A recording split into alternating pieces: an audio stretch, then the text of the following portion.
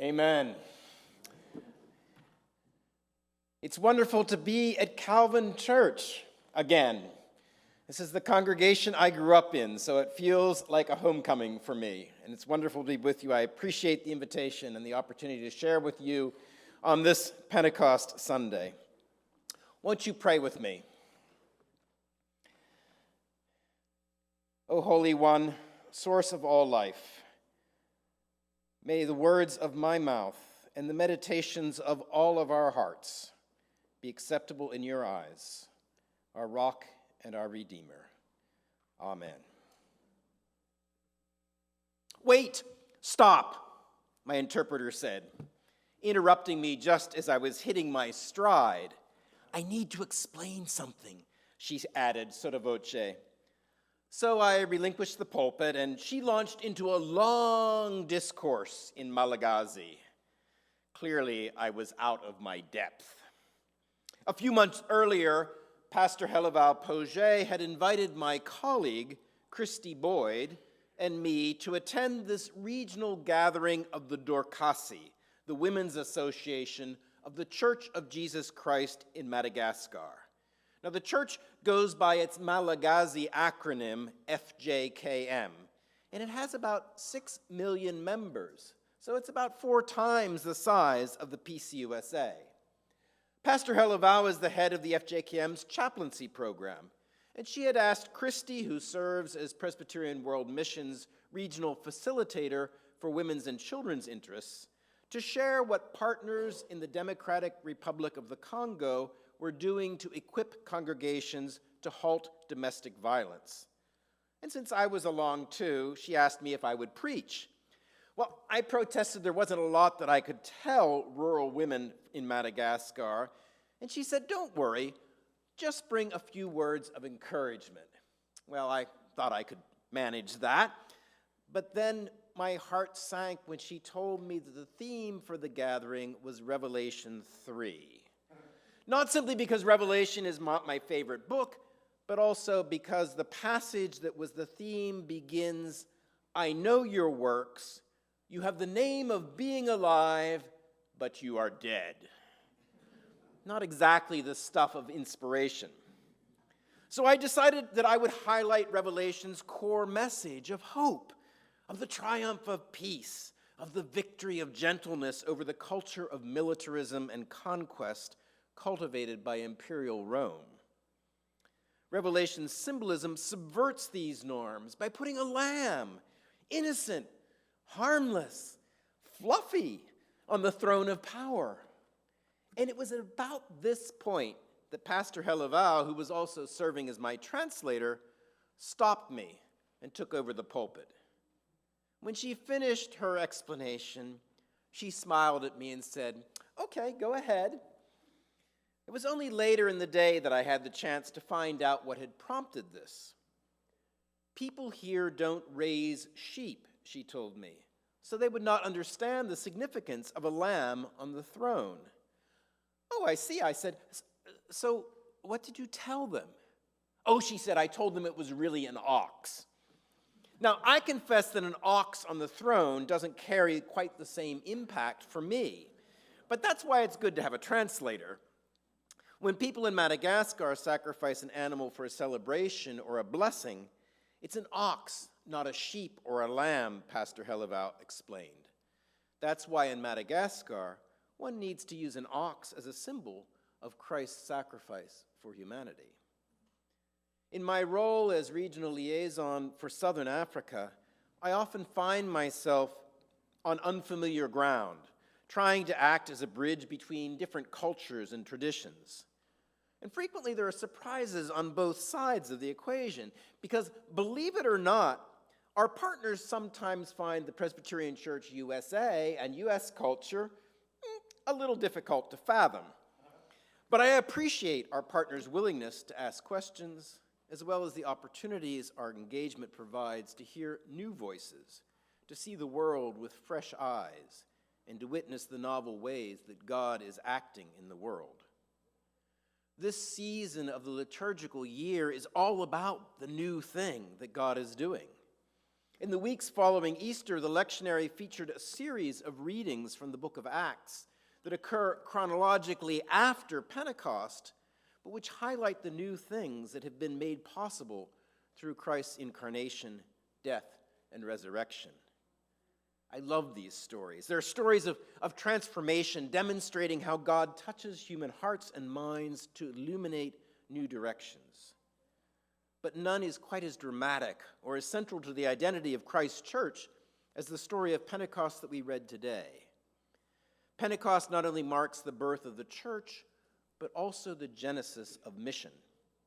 For 50 days, the disciples have been very much focused on themselves. As a group, they've been grieving the loss of their leader, arrested and put to death by a powerful empire. They've been wondering if they will be the next targets of state repression.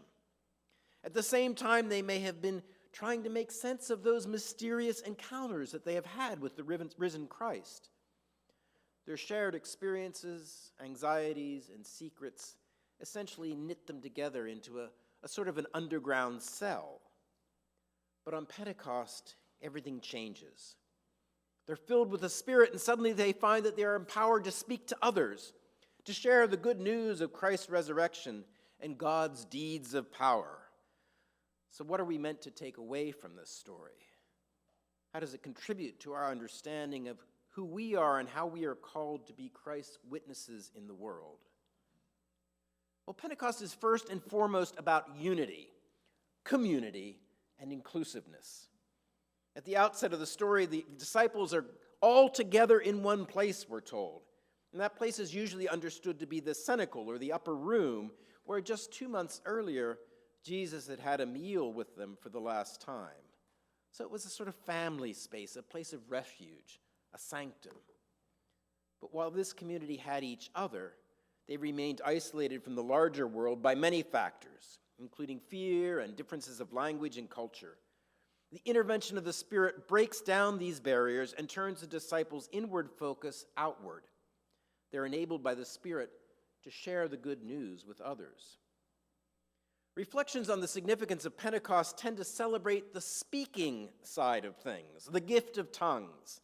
But although Acts 2:4 says that the disciples began to speak in other languages, it's not entirely clear from the rest of the passage whether the miracle that occurred that day was strictly one of the tongue, or if it was also a miracle of the ear. Whether the disciples found that they were able to speak the various languages of the polyglot crowd who gathered, or whether the hearers were able to understand the languages that the disciples were speaking. One of the things that I would encourage us to reflect on this morning is the extent to which our approach to mission might center on listening rather than telling, that we might recognize our need to hear other voices and other tongues. Sometimes our desire to tell the good news impedes our ability to hear how God is speaking to us through others. We may have difficulty recognizing the new things that God is doing because of our own assumptions and cultural conditioning. For example, when I interact with our partners in Southern Africa, I often feel the need to provide solutions, to fix things. A few weeks ago, I was with a congregation that was having what they called a mission refresh, as they sought to discern the new ways that God was calling them to be salt and light to the community and the wider world. One of the participants, a retired pastor, commented that he thought that congregations often experienced a great deal of shame around mission. When puzzled colleagues asked him to explain more, he said, "I think that many congregations feel like they aren't doing enough.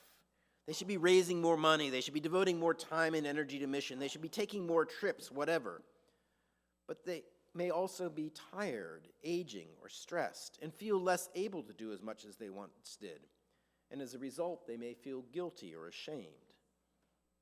Now, this surprised me at first, but when I thought about it, it seemed to be a credible outcome of a model of mission that is about doing things to or for or even with others. Even though I know that most PCUSA congregations are incredibly committed and generous, and Calvin even more than most, there can be a nagging sense that we're falling short, that we could be doing more. But I sometimes wonder if we need to step back and reflect on our model of mission. What if we saw mission as relationship, as friendship even? Yes, we talk a lot about Presbyterians doing mission in partnership, and our 2003 General Assembly action continues to be the guiding policy of our denomination. It has a lot to offer in terms of its emphasis on mutuality, respect, interdependence, and accompaniment. But even so, we sometimes view partnership as a way of accomplishing a goal rather than as a goal in itself. Being in relationship and enjoying the mere fact of being together and validating one another. Dana Robert, in her thought-provoking book, Faithful Friendships, Embracing Diversity in Christian Community, notes that in cross-cultural outreach, particularly to people who might be perceived as poor, we Americans often focus on bringing stuff or building things to help others. Frequently, we're conscious of our own affluence and are understandably eager to share what we have with neighbors. While we should not pretend that conspicuous economic differences are irrelevant, we should also be careful to make sure that our financial considerations do not define relationships or rob our partners of agency. Robert contrasts this providing stuff approach with the type of ministry that Christ modeled in his meeting with the Samaritan woman at the well in John 4. In that story, there was no well-equipped squad of disciples descending on a needy Samaritan village. Instead, there was simply Jesus himself. And the first thing he did was to ask a local woman to help him by giving him a drink of water. It was a small request, but it was something that she could provide.